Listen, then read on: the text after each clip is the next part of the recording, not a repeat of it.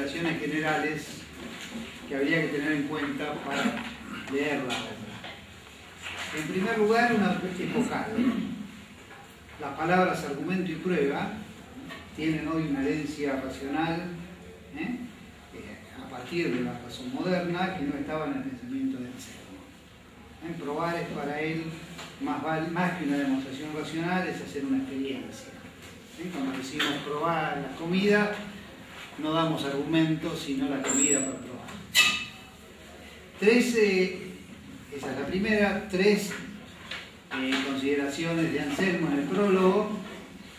La primera dice que viendo el Monologium, que es su primera obra, el libro anterior a este, y viendo que ahí tenía un gran número de argumentos concatenados, se le ocurrió buscar un único argumento que por sí solo pruebe. Así lo dice en el prólogo. En primer lugar, que Dios verdaderamente es. Él es. En segundo, que es sumo bien, que nada necesita de otro, que todas las cosas necesitan de Él para ser y para ser buenas. Y en tercer lugar, cualquier cosa que creemos de la divina sustancia. Esas son las tres cuestiones que plantea en un único argumento. Agrega, en segundo lugar, en el prólogo, que el argumento le daba vueltas en la cabeza y no lo dejaba ocuparse de sus tareas de monje, ¿no? Hasta que una noche se le manifestó lo que buscaba, por lo que el texto, que escribió 3 veces, se rompió, se perdió, otras cosas, es fruto de una revelación. Esto, tanto para él como para los biógrafos de Anselmo, tuvo muy gran importancia.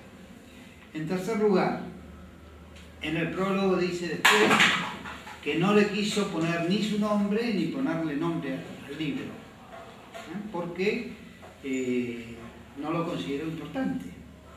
Fue un libro sin importancia para Anselmo. Lo cual, por insistencia de muchos y por el arzobispo de Lyon también, entre ellos, él decidió llamarlo Prologium y poner su nombre. Esto lo hice yo. Antes tenía solo una indicación de lectura que es célebre en la filosofía medieval, Fidus quae intellectum. Esto solo para ver la importancia que tiene el nombre para el autor.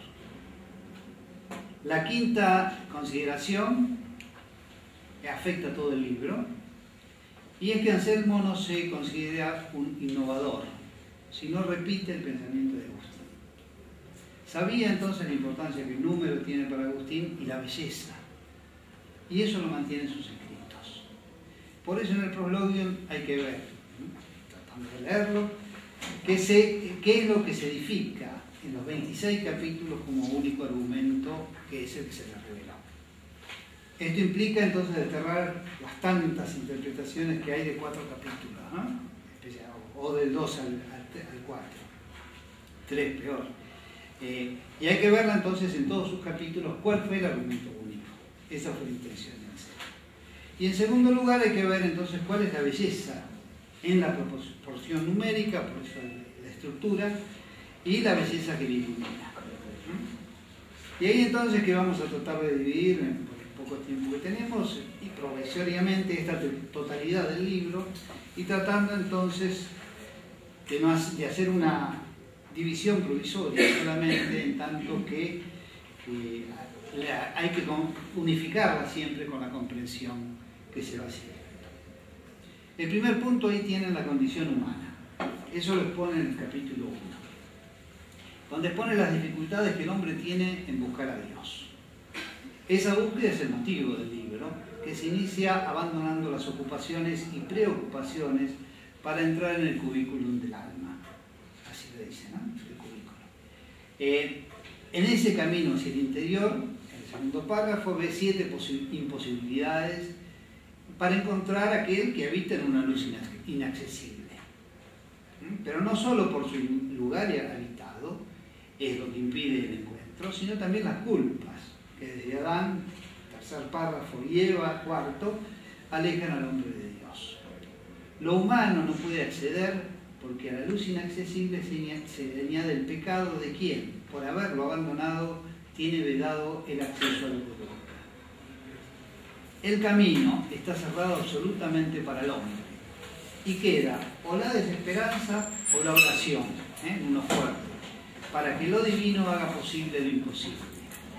La gracia es la única esperanza y el condenado, estas faltas, debe pedir para ser escuchado por quien puede perdonar y permitir el acceso a la segura.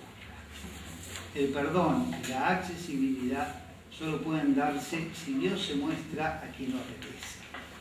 El pedido a quien se cree puede hacer posible lo imposible es la única posibilidad de encontrar lo buscado. Encuentro que necesita la revelación divina para que se muestre lo que habita una luz inaccesible y se perdonen las faltas que impiden encontrarlo. Esa es la condición humana que ningún hombre puede superar y solo resta pedir a Dios que nos libere de esas impotencias. Creer para entender, esto está al final del primer capítulo, es la acción del orante que busca saber lo imposible, movido por la confianza en que obtendrá respuesta. Si no creyese que lo divino puede revelarse y mostrarse, no lo pediría. Pero la creencia confía y espera encontrarlo para saber algo de él. La esperanza depende de que el pedido sea bien recibido y respondido. Esa confianza sostiene todo el libro, que se inicia en la desesperación de un condenado que espera un encuentro y un perdón que no depende de él. Desesperada condición que pide esperanzado a quien puede manifestarse para que al darse al conocer y perdonarse la vida, cambie el temple anímico en que este culpable se encuentra. La oración, por eso, es la petición que por medio de palabras se dirige a Dios. 3 son los nombres con que intenta llamar la atención del interlocutor para que responda. Para tener que nombrarlo, querer llamar la atención. Son 3 gritos desesperados de un condenado que pide se le done la revelación esperada. Y entonces, a partir del segundo punto, vamos a tratar de ver estos 3 gritos. La primera denominación responde al Dios verdaderamente es, la primera parte del argumento. Primero el momento de las palabras, después el momento de realidad y después el momento de encarnación del pensamiento. Con la esperanza en que el pedido tenga respuesta, se inicia en el capítulo 2 el camino del orante intentando nombrar a aquel a quien quiere dirigirse como, cito esto, tú eres algo que nada mayor puede ser pensado. Fin de la cita. Estas palabras en el mismo capítulo requieren su hermenéutica en primer lugar.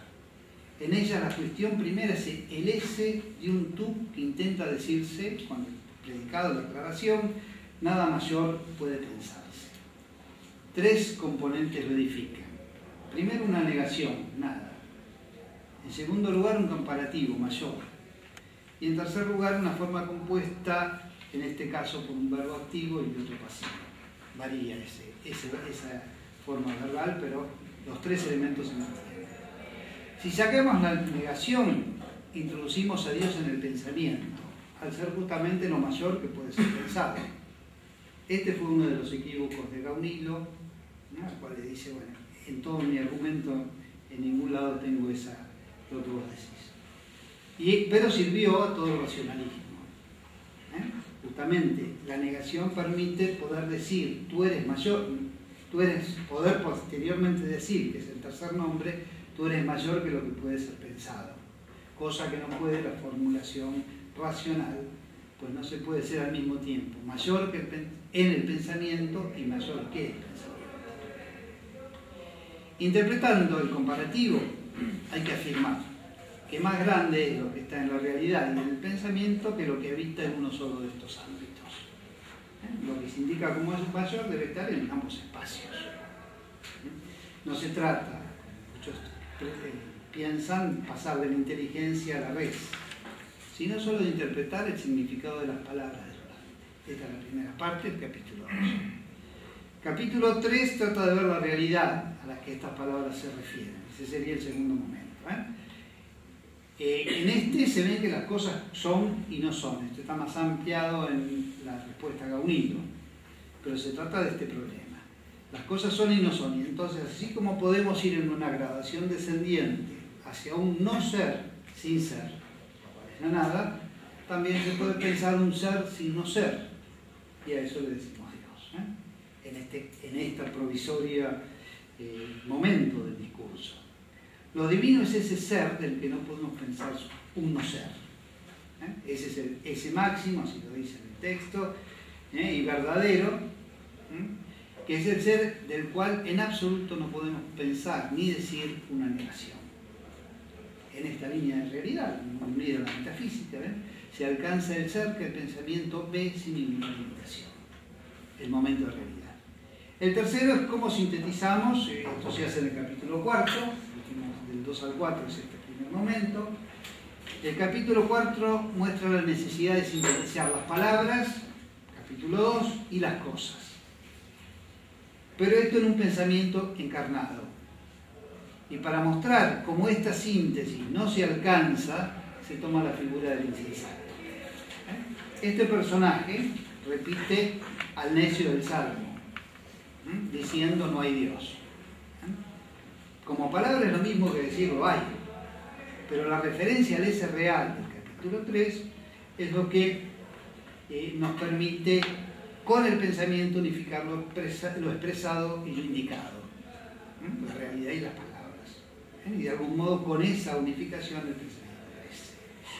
Palabras, realidad y pensamiento componen un ritmo ternario que el discurso alcemiano cumple en el ser, los atributos y todo lo que creemos de la sustancia divina, que son los tres momentos del único momento. Punto tercero, la segunda denominación. Y ahí entramos en los atributos divinos. Primero la palabra. 7 capítulos son guiados por la palabra del segundo nombre. Tú eres cualquier cosa que mejor sea ser que no ser. Con ella el orante busca en el capítulo 5, está esto, dirigirse a su silencioso interlocutor con palabras que se interpretan en los 6 capítulos siguientes. 7 capítulos, ven acá. Los capítulos que van del 6 al 11 se ocupan de la intelección de la denominación en 2 trilogías. La primera expone, en primer lugar, la inteligencia a través de un Dios que es suma sensibilidad pero no tiene cuerpo. Por eso está ligado al conocimiento. En segundo lugar, la voluntad, que es una omnipotencia, aunque muchas cosas no pueden mal. Y en tercer lugar, la obra, inteligencia, voluntad y obra, como resume estos aspectos de lo divino, la obra de su gracia misericordiosa, aunque es impasible. Esa es la primera trilogía. La segunda continúa las dificultades de armonizar el acto justo de un juez imparcial con el río que surge de un corazón mísero. El discurso se mueve entonces entre un hombre que no merece ser perdonado y sin embargo se lo perdona. Ese acto parece injusto frente a la justicia. Sin embargo, Dios está sobre toda la realidad que rige sobre el hombre. Todo lo que quiere el justo, sea perdonando o castigando, porque el querer divino obra en toda acción con justicia. De su justa voluntad entonces nace la obra misericordiosa que percibimos y se oculta excediendo nuestra comprensión. Hasta ahí la interpretación de las palabras, la hermenéutica. El momento de realidad lo trae los capítulos 12 y 13 y muestra la realidad de un Dios que excede todo entendimiento humano. Nada finito puede contenerlo, pues lo creado es por otro y lo divino es por sí mismo. La criatura tiene vida participada, pero, así lo dice, tú eres la misma vida por la que vives. En una reduplicación del vivir. Es un modo de indicar lo que no es creado y por eso sobrepasa toda comprensión por ser el único, incircunscripto y eterno, sin comienzo ni final espacial y temporal. Ese es el momento de realidad que se va dando cuenta en estos capítulos 12 y 13.